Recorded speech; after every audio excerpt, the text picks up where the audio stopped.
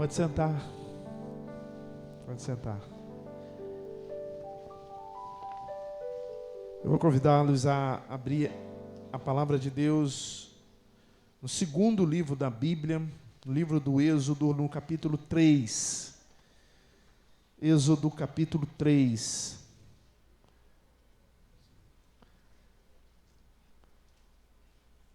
Eu quero ler os 3 primeiros versos desse texto, para que seja a mensagem de Deus aos nossos corações nessa noite. Êxodo capítulo 3.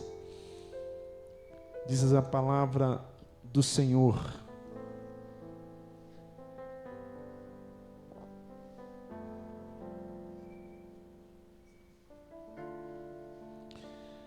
Apacentava Moisés o rebanho de Jetro, seu sogro, sacerdote de Mediã, e levando o rebanho para o lado ocidental do deserto, chegou ao monte de Deus, a Horebe. Apareceu-lhe um anjo do Senhor, numa chama de fogo, no meio de uma sarça. Moisés olhou e eis que a sarça ardia no fogo, e a sarça não se consumia. Então disse consigo mesmo: irei para lá e verei essa grande maravilha, porque a sarça não se queima. Vendo o Senhor que ele se voltava para ver Deus no meio da sarça, o chamou e disse: Moisés, Moisés. Ele respondeu: eis-me aqui. Deus continuou: não te chegues para cá. Tira a sandália dos pés, porque o lugar em que está é terra santa. Disse mais: eu sou o teu Deus, Pai, o Deus de Abraão, o Deus de Isaque, o Deus de Jacó. Moisés escondeu o rosto, porque temeu olhar para Deus. Meu Pai Santo, essa palavra é misteriosa e poderosa demais para seres humanos como nós entendermos sem o teu auxílio. Se tu não tomares a nossa mente, o nosso coração, o nosso entendimento, essa palavra será estranha à compreensão dos teus filhos. Por isso eu te rogo, Deus, que tu tome a nossa mente, ilumina a nossa alma para que essa palavra encontre um lugar muito especial em nós e nós tenhamos o privilégio de vivenciá-la, de vivê-la, de experimentá-la na nossa vida, na nossa caminhada enquanto servos e servas do Senhor. Eu te rogo por isso, Santo Deus e Eterno Pai, no nome de Jesus. Amém. Amém. Nós nos reunimos todos os domingos aqui na IPM Praia, como Igreja do Senhor. No ano 2020 a gente ficou um tempo, uns 3, 4 meses sem se reunir por conta da pandemia, mas normalmente não há um domingo sequer que nós não nos reunimos aqui. E outros fóruns também da igreja. Nossa igreja se reúne quase todos os dias, mas especialmente aos domingos. Foi-se o tempo que nós temos 2 cultos, nos segundos domingos, e aí vinha um pouquinho de manhã e um pouquinho de noite. Agora vem um poucão de manhã e um poucão de noite. Graças a Deus. Porque domingo é um dia especial, Domingo é um dia especial para nossas vidas. Domingo a gente perfuma mais, bota a roupinha mais, tá separada naquele lado do guarda-roupa. Domingo é um dia especial. A rua fica mais cheia, pelo menos lá onde eu moro, a rua fica repleta. As pessoas se cumprimentam mais. Parece que o sol fica mais reluzente. Não sei, domingo é um tempo especial. Talvez porque é o primeiro dia da semana. Talvez porque é um quase feriado em comum. Está todo mundo em casa, está mais descansado, acordou mais tarde talvez. E para a igreja, domingo é um dia também muito especial, porque é o dia de nós nos encontrarmos. Assim, tem irmãos aqui que se vê aos domingos, durante a semana, na correria da vida, no trabalho, não se vê, só vê nos domingos. É o dia da concentração da igreja, de qualquer igreja, não importa o tamanho. No domingo é o dia da concentração da igreja, se bem que na nossa congregação tem um fenômeno. Os cultos de quinta-feira são mais concorridos do que os cultos de domingo. Mas é porque é uma congregação. Quando cresceu, o culto de domingo sempre é o mais concorrido. E esse domingo especial na nossa igreja é um domingo mais especial ainda, que é o domingo da Santa Ceia. Que é o domingo onde nós separamos para poder assentarmos espiritualmente com o Senhor na mesa do Senhor, provarmos, estabelecermos a comunhão dos santos, a Santa Eucaristia. Aqui na igreja, graças a Deus, já foi o tempo que o culto da ceia era o culto mais importante, mas já foi. Eu, quando cheguei aqui, tinha uma irmã que ela só vinha na igreja no dia do culto, no dia da ceia. Ela não vinha outro dia na igreja, você só via ela uma vez por mês no dia da ceia. Era estranho para mim isso, mas eu sei que tem algumas igrejas que são assim mesmo. Eu sou oriundo de uma igreja que no dia da ceia, o presbítero era presbítero, e aí tinha que usar paletó e gravata, viu, Luiz? No dia da ceia, viu, Eduardo? Tinha que usar paletó e gravata no dia da ceia. Era só no dia da ceia, os outros podiam vir tranquilo.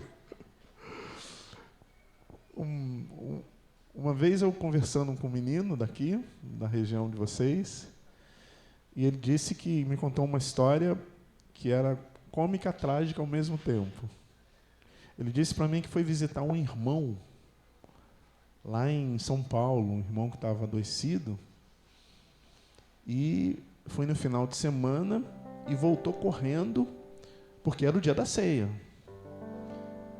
E aí aconteceu alguma coisa na estrada que ele olhou e disse: não vou conseguir chegar a tempo na ceia. Aí pegou o telefone e ligou para o líder, para a líder lá, a pastora. E aí a pastora disse assim para ele: se você não conseguir chegar na ceia, sinto muito, mas você vai para o banco. Esse negócio de banco, né? Vocês sabem o que eu estou falando. Aí ele apavorou, ele falou: pastor, como é que pode, pastor? Não era culpa minha. Ele veio aqui aconselhar comigo. E aí eu disse para ele assim: mas tá, e aí? Fala mais da história. Então, aí eu tive uma ideia.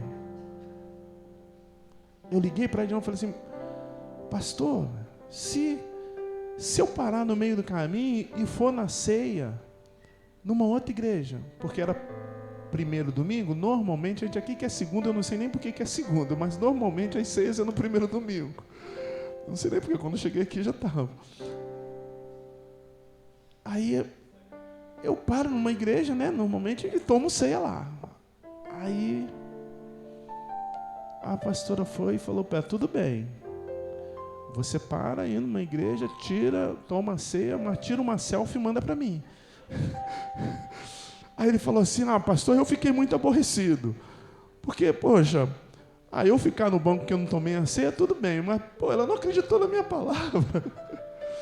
Então, em alguns lugares, a ceia é um momento assim, diferente. É um dia, uma noite, é um diferenciado, e é mesmo, vamos combinar. Não é para ser, mas é. É o dia da Eucaristia.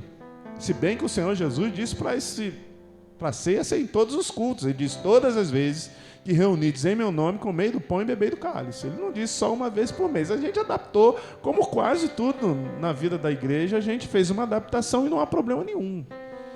Jesus nunca ceiou numa mesa bonita como essa, mas a gente adaptou e não há problema nenhum. Porque não é isso que é o foco central. O que é o foco central de fato é quando nós entramos na presença do Senhor, como somos trazidos à presença do Senhor, porque todos nós que estamos aqui nessa noite, meus irmãos, não se engane, fomos compungidos pelo Espírito Santo a estar, a vir e permanecer na presença de Deus. Você não está aqui, você é membro da IPM Praia. Eu não estou aqui porque eu sou pastor. Eu já teve cultos que eu não vim. Hoje de manhã, por exemplo, eu não vim. O pastor Marcos estava aqui. Eu estou aqui nessa noite porque o Espírito me compungiu, me exortou, me aconselhou a estar na presença dele. É isso que é importante, não é o culto melhor, maior ou da ceia.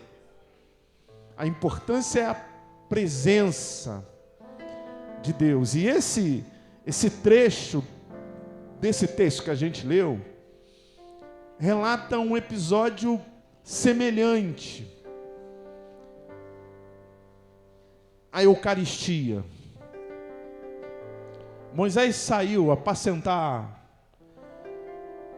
o seu rebanho, ou o rebanho do seu sogro. E uma coisa aconteceu no meio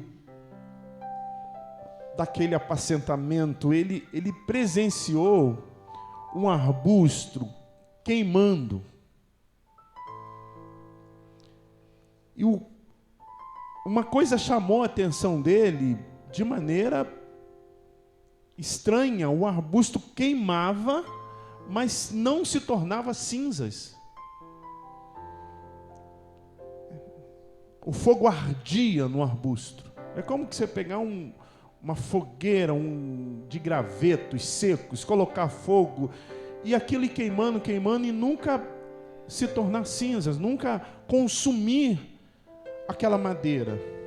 No caso da sarça era pior, porque não era madeira, era um arbusto, uma coisa seca mesmo. E a Bíblia diz que Moisés fica tão maravilhado que ele se aproxima do arbusto para poder saber o que estava acontecendo, quando vem uma voz e diz para ele: Moisés, tira a sandália dos pés, porque a terra que você está pisando é santa. Moisés, você está tendo uma experiência, porque o lugar que o Espírito está, o lugar que o Espírito Santo escolheu estar, inevitavelmente se viverá uma experiência santa. Então presta bem atenção nisso aqui. Você foi trazido pelo Espírito aqui, não para rever os seus irmãos. É muito bom rever os irmãos. Não para ouvir um pastor falar. É muito bom ouvir a digressão acerca da palavra de Deus. Mas especialmente para ter uma experiência com o Espírito Santo. Porque onde o Espírito está, ele manifesta com poder e graça, com poder e glória. Moisés tem essa manifestação. Moisés percebe, Moisés vê, Moisés contempla. E o texto termina dizendo que, à medida que Moisés toma consciência daquela sarça que queimava, ardia, mas não queimava, o texto diz que Moisés temeu. Moisés teme por aquele momento. Moisés teme pela presença. Ele não ousou olhar para Deus. Você já viu na Bíblia, em várias situações, alguns de vocês, a Bíblia dizendo assim: não temais. Como, por exemplo, aquelas mulheres que foram visitar o túmulo de Jesus. Quando chegam lá, o anjo diz para ela: não temais. A Bíblia, ela se revela a nós, dizendo, em muitos momentos, a palavra de Deus, dizendo: não temas, porque eu sou contigo, por exemplo. E nesse sentido, a Bíblia está dizendo: não fique preocupado, não apoquete o seu coração, não deixe de dormir. O Senhor está cuidando de tudo, o Senhor está no controle de tudo, o Senhor está cuidando de você, o Senhor está alentando o seu coração, o Senhor está providenciando o seu sustento. Não temais. A Bíblia discorre acerca disso muitas vezes. Mas o texto diz que Moisés temeu o Senhor. E aí talvez você possa perguntar, afinal de contas, é para temer ou para não temer? No nosso idioma, temor e medo são sinônimos. É a mesma coisa. Você vai no dicionário, vai dizer que é sinônimo. Mas na Bíblia, temor é uma coisa e medo é outra. Quando o texto aqui diz, e Moisés temeu ao Senhor, temeu em olhar ao Senhor, temeu por aquele momento que ele estava vivendo, esse texto aqui não está falando de medo. Mas normalmente, nós associamos o temor ao medo. Eu temo que isso aconteça, eu tenho medo que isso aconteça. Eu temo que o amanhã seja pior, eu temo o dia de amanhã. Esse temor é um temor que nos leva a sentir medo, a viver medo. Mas como que é isso? O medo, ele afugenta, o medo, ele te afasta, o medo te enfraquece, o medo te desespera. Um exemplo mais real de medo na Bíblia é Adão. Adão fez bobagem, pecou contra Deus. A Bíblia diz que ele se esconde de Deus, que ele se afasta de Deus, que ele corre de Deus, que ele se desespera na vida dele. E quando Deus o indaga, quando Deus o pergunta, ele disse: tive medo de ti, tive medo da tua reação, tive medo do que tu ias fazer comigo. Agora, o temor, do contrário, ele não afasta, ele não amedronta, ele não desespera. O temor, ele aproxima, ele fortalece, ele nos unge com esperança.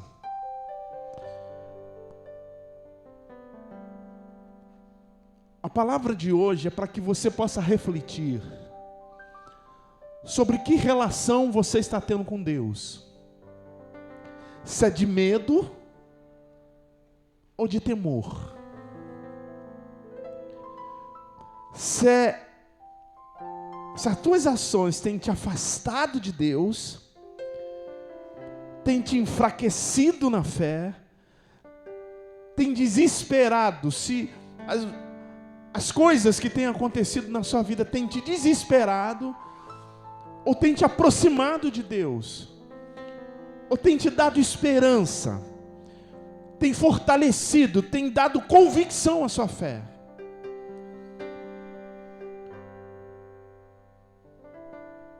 Há tempos atrás, há anos atrás, na verdade, eu me deparei com algumas situações acerca da minha vida. E uma delas foi essa relação com Deus. Porque até então,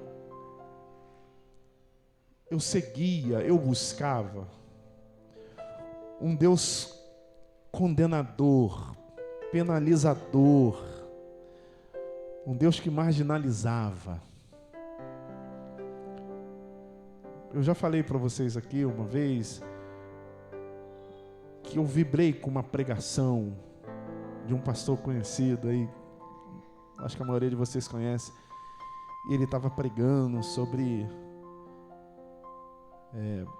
pessoas que falaram alguma coisa a respeito de Deus e não condizia com a fé que nós professamos. Ele usou o exemplo daquele cantor famoso dos anos 60, 70, o John Lennon, que disse, verdadeiramente está registrado, que era mais famoso que Jesus Cristo. E ele morreu assassinado. E aí o pregador dizia: o John Lennon, um dos cantores mais famosos que já existiu, declarou que era mais famoso que Jesus Cristo. E morreu com um tirambaço no peito. porque de Deus não se zomba. E eu vibrava com esse tipo de pregação, assim. E outros. Eu lembro também que tinha um pastor que eu seguia muito. Vocês sabem, não vou falar. Porque também está na rede. E aí, ele trouxe um pastor americano aqui no Brasil. E era o ano de 2009. Eu lembro disso perfeitamente. E aí, o pastor americano dizia assim, os números são muito importantes na Bíblia. Aí citou um monte de texto que fala de números, as 12 tribos de Israel, os 12 discípulos, e falou um monte de coisa a respeito dos números. Aí disse assim, nós estamos em 2009. Eu quero desafiar você a crer que os números são importantes. E para isso você vai enviar uma oferta de R$900. Porque era 2009, né? Eu fico imaginando se fosse hoje, era 2.300 a oferta. 23, né? E eu vibrava com isso. Eu vibrava. Porque a ideia é o seguinte, em dando, você recebe. Então, à medida que eu der, Deus vai te honrar, porque você dá oferta. E eu achava que era isso. Eu não mandei R$900, não. Assim, eu não tinha, também. Se eu tivesse, eu acho que eu ia. Esse Deus que diz assim, olha, se você não der pode dizer que estou falando dos outros, né? Se não der o dízimo aqui na igreja, vai vir na sua vida o gafanhoto migrador, cortador, devorador, e vai rapar tudo que você tem, que você não está dando dízimo a gente aqui na FM Praia, tá ajudando a gente a ajudar as pessoas. É o Deus das mães. Agora elas não fazem mais isso, não, que eu zanguei com elas não fazem mais, né? Porque antigamente era assim, não faz isso não, que o pastor vai brigar contigo. As mães falavam com as crianças. As crianças tinham pavor de mim. Não faz não, senão... Mas você está rindo, você... não faz isso não, que o papai do céu não gosta. O papai do céu vai te castigar. E a gente vai criando um Deus... que é um Deus que dá medo, dá pavor, que aquele sujeito, aquele velho barbudo de cara feia, não tem nada a ver, não, que o Adriano é feio, o Adriano é bonito, mas assim, aqueles, entendeu? É um negócio assim. Mas aí a gente vai se deparando que não é o medo que nos aproxima de Deus. Muito pelo contrário, o medo nos afasta de Deus. É aquele negócio assim, pastor, eu tenho muito medo de ser usado por Deus. Mas como assim medo de ser usado por Deus? Pastor, meus dons... Então, é bênção esse negócio. Uma responsabilidade uma responsabilidade. Uma responsabilidade é para nós mesmo. Então... eu venci essa época e comecei a entender que o medo é muito parecido com o temor, que às vezes nos engana, parece que mas não é. O temor, ele nos aproxima, ele nos fortalece, ele toca com esperança sobre nós assim. Porque a Bíblia nunca nos ensinou a ter medo de Deus, mas ela sempre nos ensinou a temer a Deus. E Moisés, quando contempla a sarça, ele teme, ele não tem medo. Tanto que ele estava se aproximando, Deus disse, olha, não é tão simples assim, mas eu estou aqui. E a gente aprende a buscar a Deus por amor a Ele. A gente não peca, não é com medo de ir para o inferno. A gente não peca porque a gente ama a Deus e quer estar com Deus no céu eternamente. A gente não anda pelo caminho da porta estreita, das dificuldades, porque isso vai trazer glória para nós, mas é porque Deus mandou. Aliás, a gente já não faz mais as coisas que a gente gosta. A gente começa a viver e fazer as coisas que Deus nos diz para fazer. Às vezes a gente até não gosta de fazer. Às vezes a gente até não quer fazer. Quantas vezes aqui você não quis vir a um lugar de adoração? Ou só aconteceu comigo? Ah, hoje não vou. Quantas vezes aqui você não desistiu no meio do caminho da sua oração? Então, mas não é mesmo que você gosta, porque se fosse que você gosta, o que Deus diz para a gente fazer é para seguir, buscar o Altíssimo. E aí quando a gente teme a Deus, aí a gente já não entrega mais dízimo porque o pastor está falando, nem porque o gafanhoto, migrador, cortador vai no nosso bolso.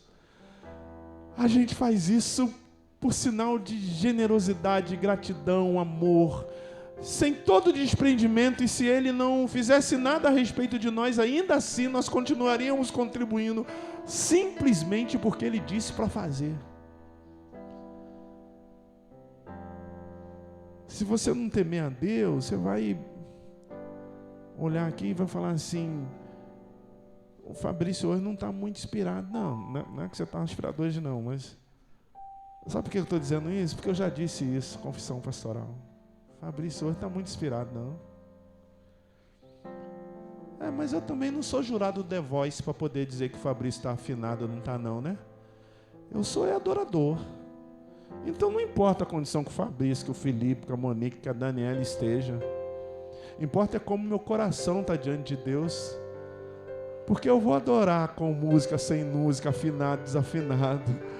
Como a irmã Maria cantou aqui na semana passada, nós somos verdadeiros adoradores, né?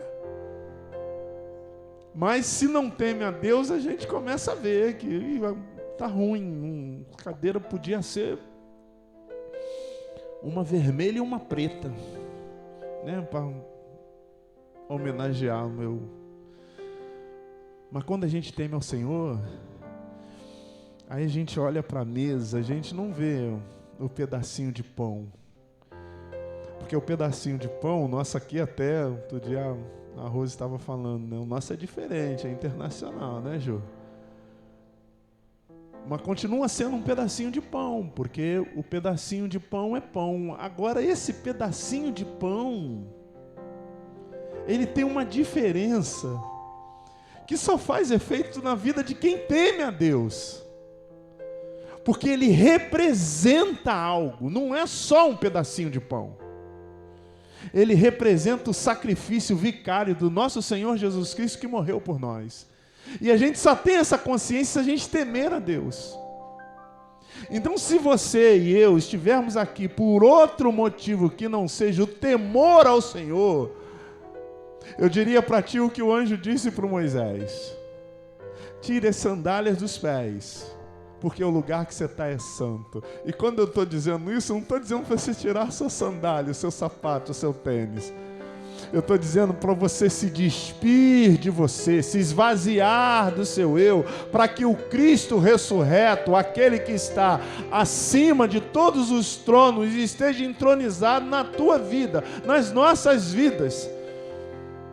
Porque você teme ao Senhor, porque você reverencia o Senhor, porque você é um verdadeiro adorador, uma adoradora ao Santíssimo. Você não é frequentador mais de igreja, você não é apenas dominiqueiro, você vive isso na essência da sua caminhada na terra. Não importa se você está no seu trabalho, está na sua escola, está na sua vizinhança, está na sua família, não importa o que esteja acontecendo na sua vida hoje, se está tudo bom, se tem dinheiro para pagar as contas, se está faltando alguma coisa, não importa absolutamente nada. O que importa é que teu coração está derramado na presença do Senhor, porque você teme ao Senhor, porque Ele é o motivo de todo o teu ser, de toda a sua vida, de toda a tua fé. o teu coração é compungido, você não consegue não adorá-lo, você não consegue não buscá-lo,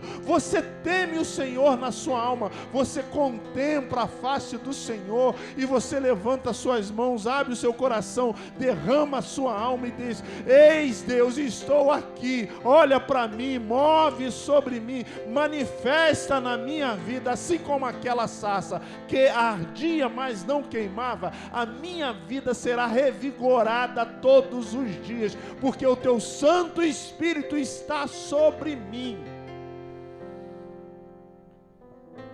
Temer ao Senhor é o princípio da sabedoria, por exemplo. Temer ao Senhor é a fonte de vida. Temer ao Senhor é adoração sincera. Temer ao Senhor, a Bíblia diz, traz riqueza, honra e vida. Temer ao Senhor é um sentido da nossa história enquanto filhos e filhas de Deus. Eu tenho andado muito preocupado com a igreja no mundo, mas a igreja brasileira também. Uma igreja que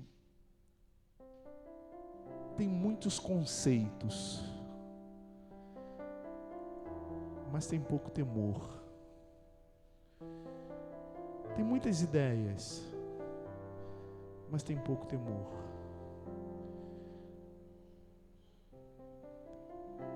Tem muito o que dizer acerca do outro, mas tem pouco temor.